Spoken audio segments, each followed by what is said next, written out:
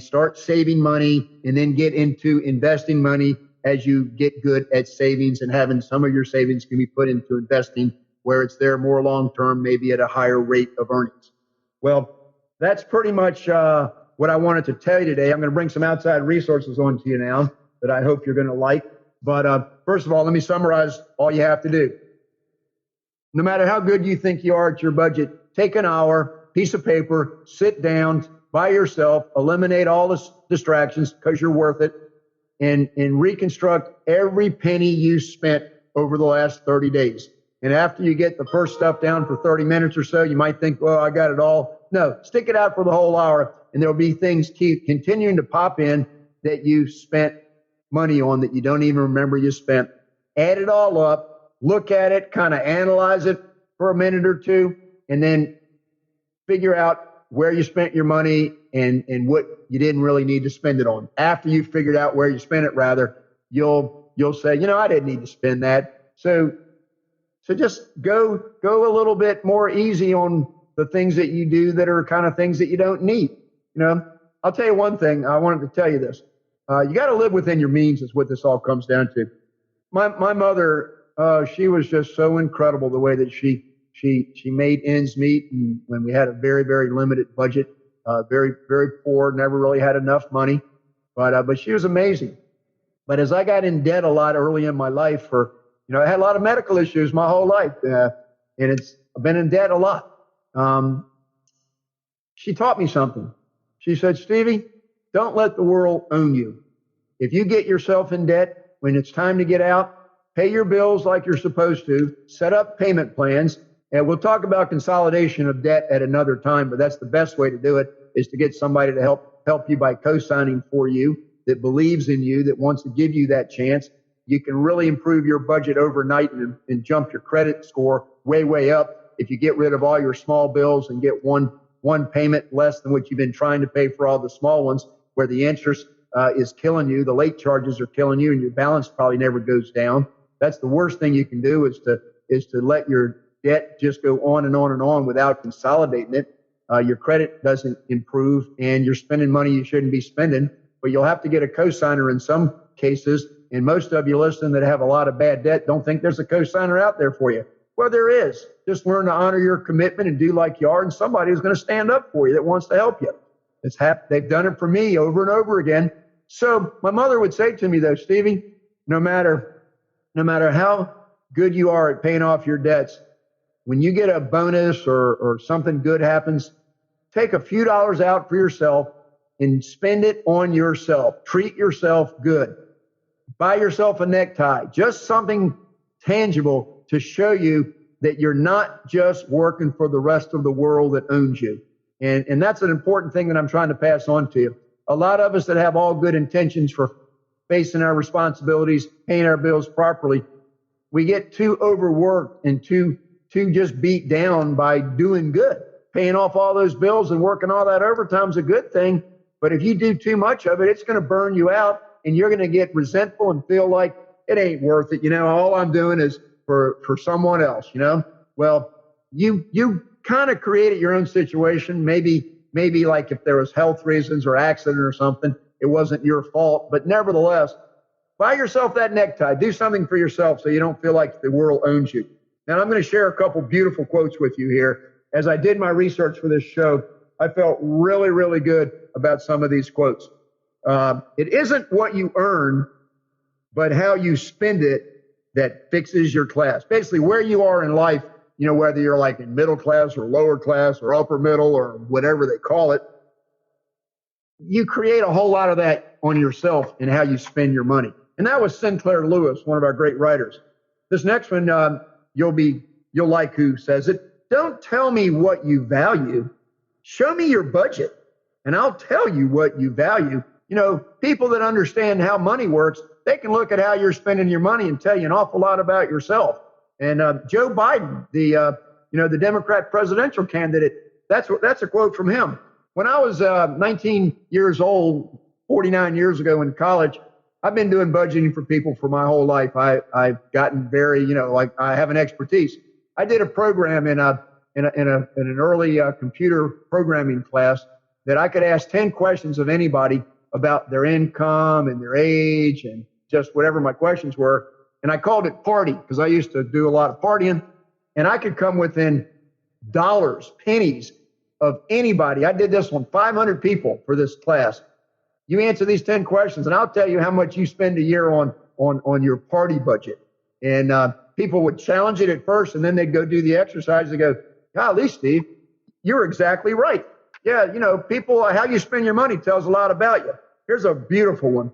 We must consult our means rather than our wishes.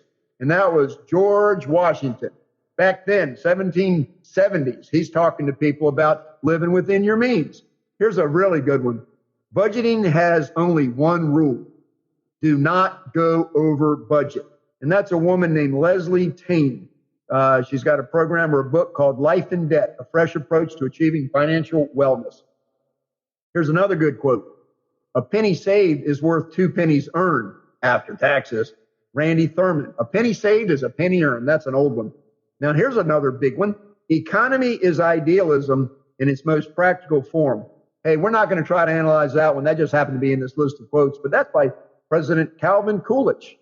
I don't even know why I read that. That one's kind of deep. We'd have to talk about economics on that. Okay, here's a good one. A debt problem is, at its core, a budgeting problem. That means that if you budgeted yourself properly, you wouldn't have debt. And that's a woman named Natalie Pace, and her book is The ABCs of Money. And here's a very nice one here. The simplest definition of a budget is, quote, telling your money where to go, end of quote. I love that. That's Tish Oxenrider from a book called Organized Simplicity, The Clutter-Free Approach to Intentional Living. Take control of your life. That's the theme here. And the last one, which I really like, a budget tells us what we can't afford, but it doesn't keep us from buying it. That's a man named William Feather. And that's a very straightforward way to say, hey, even if you budget, it's only on paper. You're going to have the discipline to take the proper action to control your spending habit. I've got just one more thing that I'd like to share with you here as we close today's show. And that is, I got a couple pieces of scripture here that I like. This one's from Luke chapter 14, 28. Suppose one of you wants to build a tower. Won't you first sit down and estimate the cost to see if you have enough money to complete it? That speaks directly to do a budget before you just spend money and then try to figure out how come I don't have enough money to reach the goals that I want to reach. In this case, you want to build a tower? Quit spending all that money on things that are going to keep you from building your tower. Here's a proverb, Proverbs 25, verse 28. Like a city whose walls are broken through is a person who lacks self-control. Don't just operate in a vacuum and just spend without thinking about what you're doing. You've got to have self-control. Well, wow. I love this topic that we've covered today. I hope that in my just kind of my enthusiastic way of speaking to you today, that I've given you a message that you can get something out of. Basically, all I want to tell you again is you need to control your own life and make good decisions. And if you do that, you're going to come out ahead. And I got one more thing here that I'm going to try to put my hands on here. It's floating around somewhere. If you'll bear with me just for a second, I'm going to pull it up. Give me just a second. Okay, I got it right here. This is an article that I found in a website called worldclassadvisors.com, and it's part of the Napoleon Hill Foundation. And it's dealing with Napoleon Hill principle number 16 on budgeting your money. I just want to give you a couple excerpts out of what it says here. Many people have written good and valuable books about specific ways of managing your money. Seek them out. I won't provide you with the nitty-gritty details, but I will remind you of the importance of budgeting your money. Like time, money should be spent with a definite purpose in mind. You must create a budget for all your expenses, and you must use self-discipline in sticking to it. Kind of what I've been saying the whole show. Your first priority in any budget should be set aside a fixed percentage of your income for savings. The rule is pay yourself first. A strong and growing savings cushion is an important weapon in your fight against the fear of poverty. If adversity or ill health strikes, adequate savings will allow you to start looking for the seed of equivalent benefit right away. You won't panic about the mortgage payment, and you'll be able to recover more quickly. That's what I'm trying to tell you is that you got to have some savings there. Make sure that you have adequate life insurance if others depend on you. There's a whole lot in that about that. If you're in debt, you need to spend as much as you can realistically afford to pay the debt off. Don't tell yourself that you'll need only $10 a week spending money when you've been blowing $100, because now you won't be able to keep on your budget. Remember this, don't fail, and when you try to get yourself straight, don't give yourself unreasonable expectations. That's important. Hey, I've got other tools that you can contact me at rightthink.org, but I teach you a lot about how to cash flow budget into like 6 months to a year in advance if you want me to help you do that. Last thing here that Napoleon Hill articles talks about is you will probably find that circumstances arise that your budget did not allow for.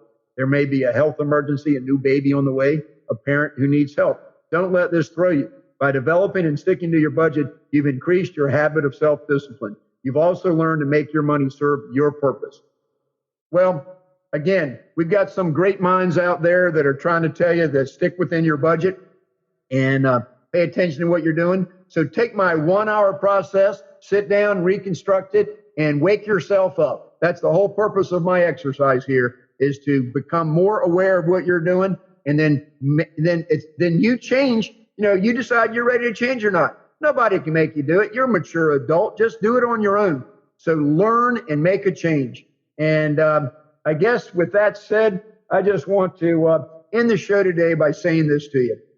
Life can be so much more enjoyable when you don't have the stresses of financial problems breathing down your neck. And so I'm here to help you. And if there's anything I can do, just make sure you reach out to me. And we look forward to next week's show with Rob Brown back on investing, how to get started having your money work for you with Rob Brown. So yeah, there'll be real, actual, practical things you can do there, not just motivational things. He's an expert in telling you how to do these things. So I want everybody to have a wonderful week, and God bless you. Thank you. Thanks for listening to Right Thinking with Steve Copeland. I look forward to being with you again next week. And remember, don't quit, plan ahead, it will get better. God bless you and have a great week.